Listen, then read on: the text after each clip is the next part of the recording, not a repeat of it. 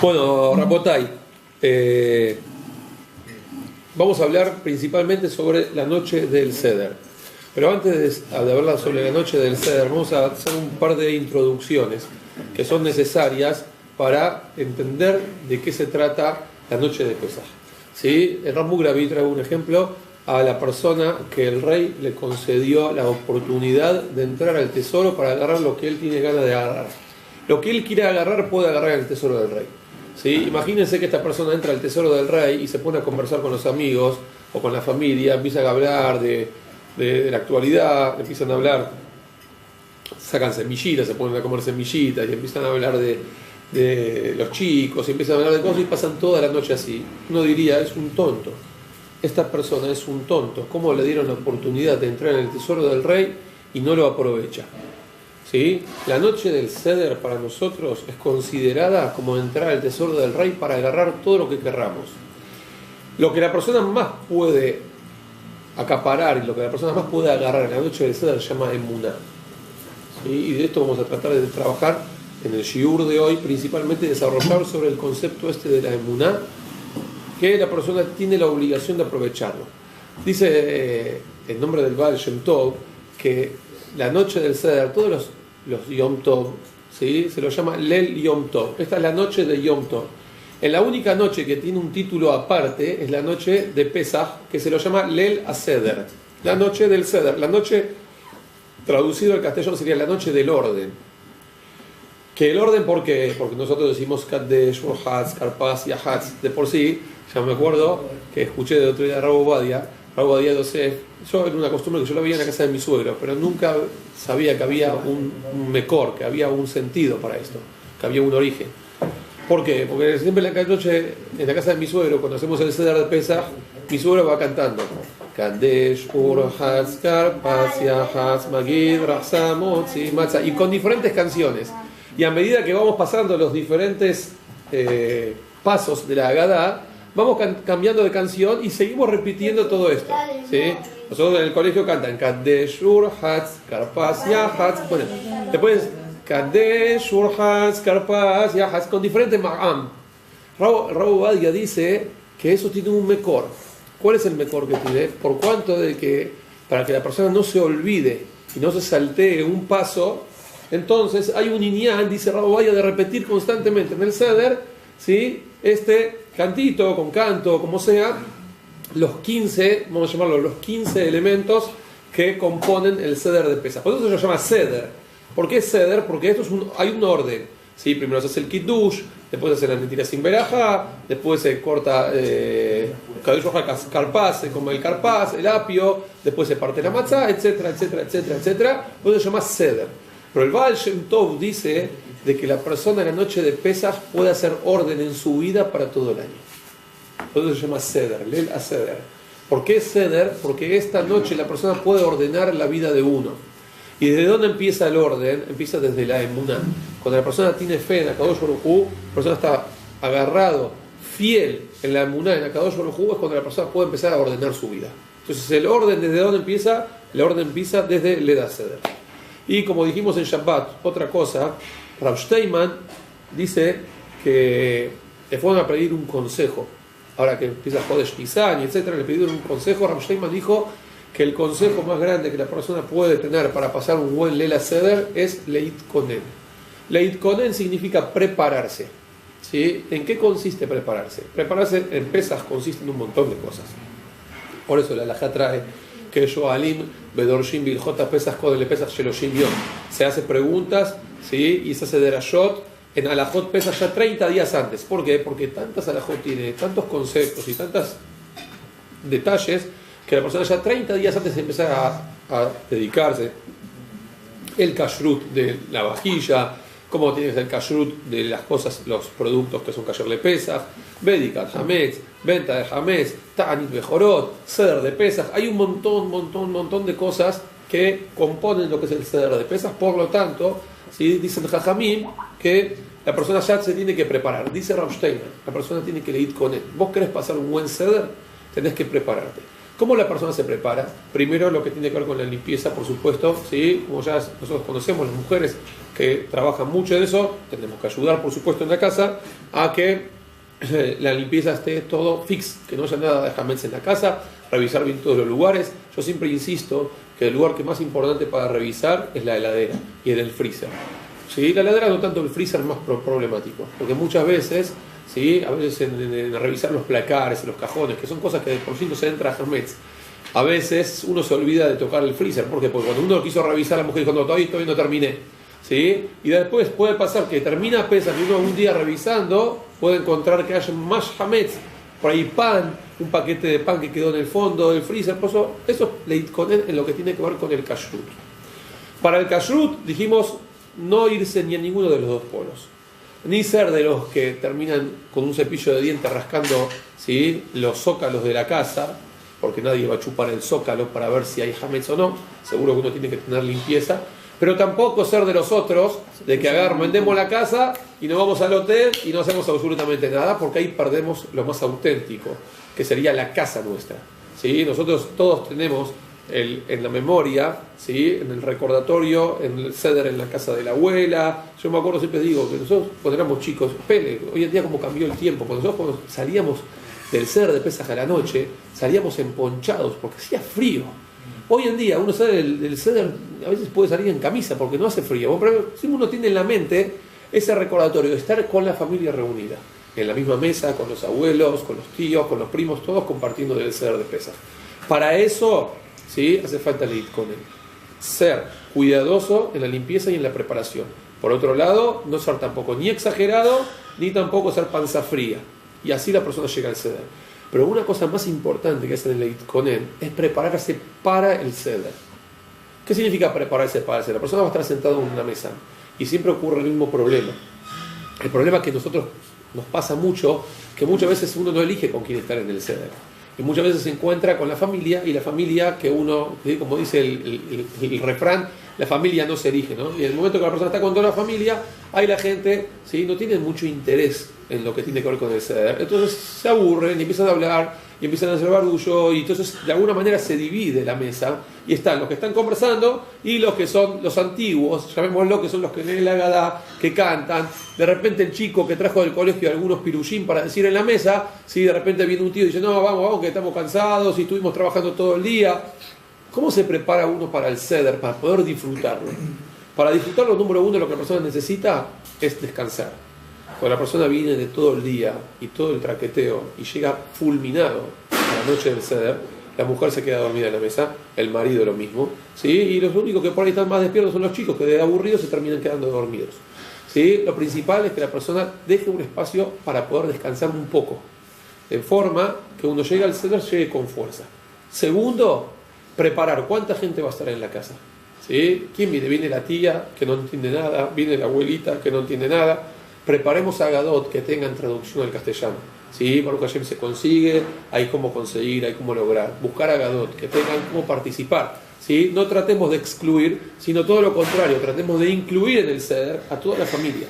¿Cómo? Si yo consigo que Baruch Hashem tengan, ¿sí?, cada uno su Agadá, si puede ser con traducción o con fonética, que puedan participar mejor. Aunque tengamos una sola con traducción y lo demás con fonética, entonces ¿qué se hace? Leemos un poco y nosotros que entendemos un poco más, interrumpir en cada fragmento, dar una explicación de lo que acabamos de leer, y de esa manera es hacer participar a toda la familia. De esa manera, si uno mitkonen se prepara. ¿Cómo más se tiene que preparar? Preparar con los chicos. Los que tienen chicos en la casa, los que van a participar con chicos, ¿qué tienen que hacer? Tener golosinas, tener nueces, tener almendras, tener juguetes, tener premios, y preparar el relato para ellos. Cuando la persona se prepara para los chicos, entonces los chicos van a participar, van a disfrutar, y uno va a cumplir la mitzvah de la Torah como Dios manda, ¿sí? Que la mitzvah de la noche del ceder de Pesaj es Veigadtale Binjaba Yamaú. Le van a contar a sus hijos en ese día. Dice Rabbi Obadia, dijo así: una persona que tragó matzá, ¿sí?, agarró, lo tragó sin sentir el gusto. ¿Salió Yedei Jehová? No salió Yedei Jehová. Salió Yedei Jehová. Matzá, no hay problema. Si uno, la cuestión es comerla. ¿Cómo uno la come? No interesa. Tragó matzá y yatzá Yedei Jehová. Tragó maror, ¿sí?, lo tragó sin sentir el gusto, ahí no yatzá. Dice la Gemara, ¿por qué? Porque hay que sentir el gusto amargo. Maror es para sentir el gusto amargo, eso mismo significa. Dice, pero hay algo que seguro no sale. El que traga la Agadá, el que la Agadá se la traga así y la leyó de punta a punta, como si fuera que está leyendo Teilín, ¿sí? No sirve absolutamente para nada. Entonces el Seder es un momento especial para que la persona recolecte emuná. Lo que la persona va a desarrollar y va a reforzar sobre la emuná en este momento, esto le va a servir y le va a dar alimento para todo el año. Todo el año la persona se va a empapar de emuná gracias a la noche de Pesaj. ¿Sí? Por eso cada Hag tiene un símbolo y tiene un fundamento. El fundamento de Pesaj es el Hag de la emuná.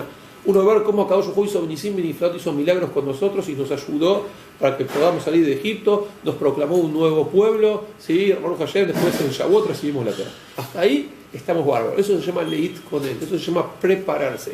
Tratar de hacer participar a todos, que cada uno tenga lo suyo, prepararse que haya matzah para todos, que haya jugo de uva para todos, ¿sí? Vasitos especiales para los chicos, vasitos para los grandes, y cada uno que tenga. ¿Quién se va a encargar de lavar los vasos? ¿Quién se va a encargar de servir el vino? ¿Quién pone las gotitas de agua? Y así, de esa manera, armamos con una empresa de que podamos disfrutar de un Seder.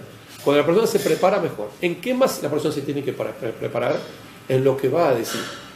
Y esa es por ahí la parte que es un poquito más difícil, ¿sí? Pero por eso, para hoy, el shiur de hoy, vamos a decir un par de tips, ¿sí? Que están relacionados con el relato de Pesaj, que por ahí nos va a servir para poder relatar. No tanto en Pirushim, sino más en la historia de la salida de Egipto. Cuando Borei Olam lo mandó a Moshe Rabbenu a ir del faraón, el faraón era una persona muy excéntrica. ¿Sí? Sí, las personas que son excéntricas tienen esas cosas de que se encaprichan con algo y van hasta el final en cualquier punto, ¿no? Él tenía en el palacio 400 puertas. Un palacio con 400 puertas. En cada puerta tenía diferentes cuidadores y diferentes, ¿sí? Accesos. O sea, la misma puerta, el que cruzaba esta puerta tenía que pasar otra puerta y así 400 formas, entradas diferentes al palacio. En todas esas entradas tenían cuidadores. El problema fue cuando mandó Borei Olam a Moshe Rabbenu, fue Moshe Rabbenu, ¿sí? Junto a Aarón, con su hermano Aarón, y con los 70 Zekenim, los 70 ancianos que eran los Jajamim de esa época.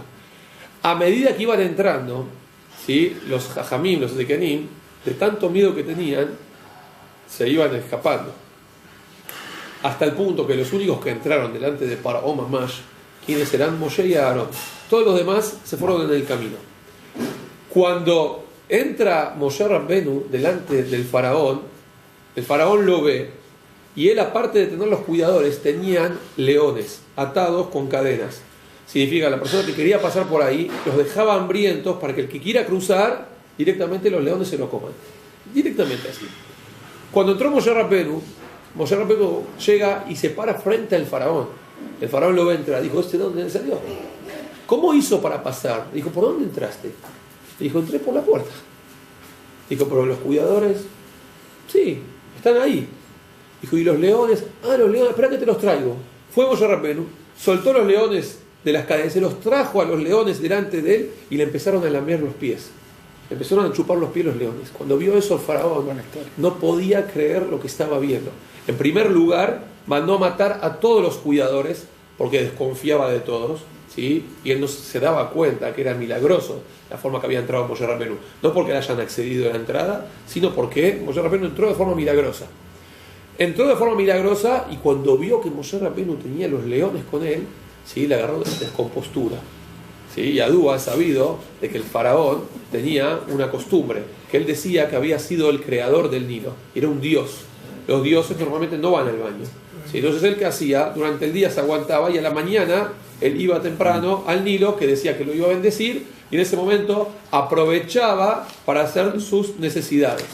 ¿Sí?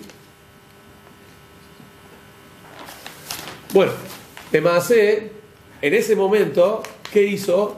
Le agarró descompostura. El hombre estaba totalmente descompuesto, ¿sí? Entonces dijo, tengo que salir al Nilo. Cuando dijo que quería salir al Nilo, entonces Moshe Rabbenu sabía para qué iba. Agarró, salió rápido.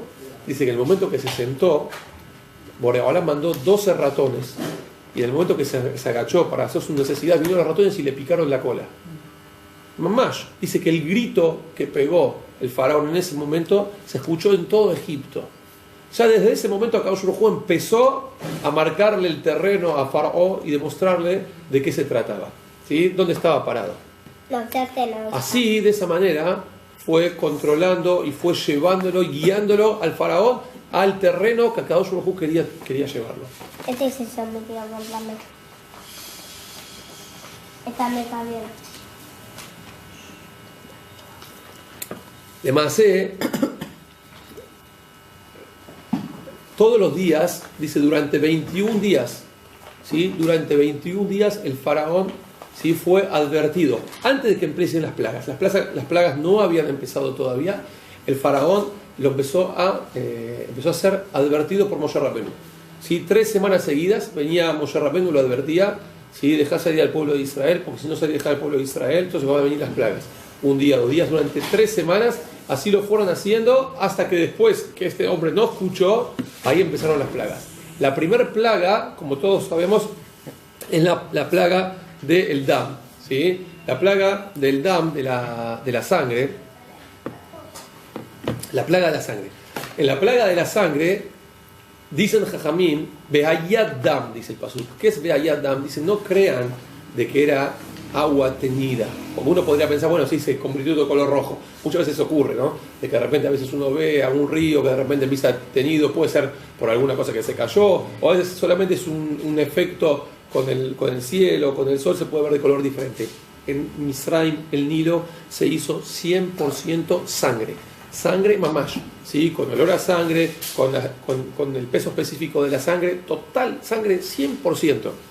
Entonces, cuando se hizo la sangre, los misrim se empezaron a desesperar, porque el problema más grande que había, ¿sí? No solamente salía el agua de los vasos, el agua de las gafas. Me está adelantando el shiur este chico.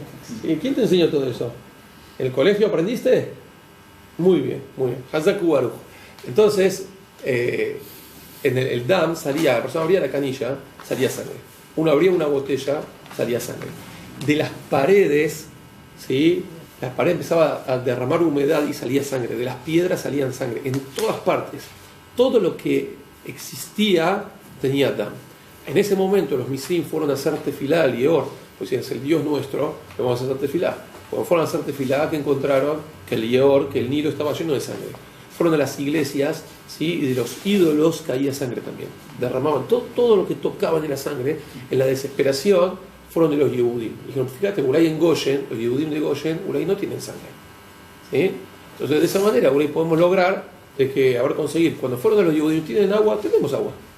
Sí, pero ¿cuándo sacaron agua? Acá en la canilla, abre la canilla, sale agua, ¿sí? En la desesperación, dame para tomar, le daba, tomaba sangre. Apenas el goy tocaba, se hacía sangre. Hasta el punto que ponía, escuchaste que esta no la sabes, hasta el punto que empezaron a poner pajitas. Entonces, tomá vos y tomamos a la vez.